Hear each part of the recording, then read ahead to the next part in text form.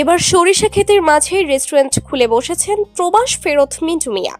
বর্তমান সময়ের কপতিকেই উদ্দেশ্য করে এই রেস্টুরেন্ট খোলেন তিনি। মানে আপনি কখনো কল্পনা করেছেন?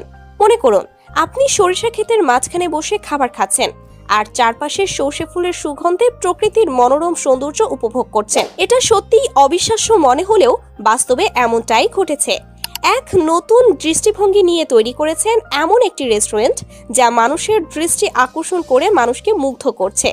নেত্রকোনা জেলার ঈশ্বরগঞ্জ রাস্তার পাশে সর্ষে ক্ষেতের মধ্যে এই ব্যতিক্রমধর্মী একটি রেস্টুরেন্ট দেন প্রবাস ফেরত মিন্টু মিয়া, যিনি 12 বছর প্রবাসে ছিলেন এবং দেশে ফিরেই এই ব্যবসা শুরু করার সিদ্ধান্ত নেন।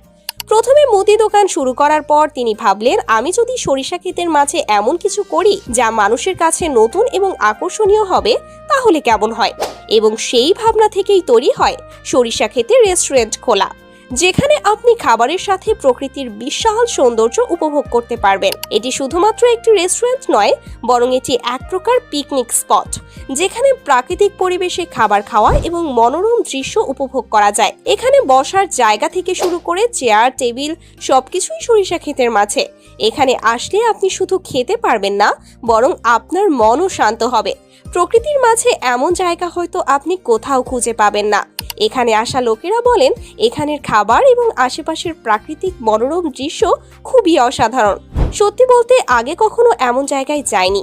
ফেসবুক পোস্ট থেকে শুরু করে ভিডিও শেয়ার করতে করতে রেস্টুরেন্টটি এখন ভাইরাল হয়েছে। মিন্টু মিয়া বলেন, প্রবাস জীবনের অভিজ্ঞতা কাজে লাগিয়ে তিনি এই অভিনব রেস্টুরেন্টটি শুরু করেছেন।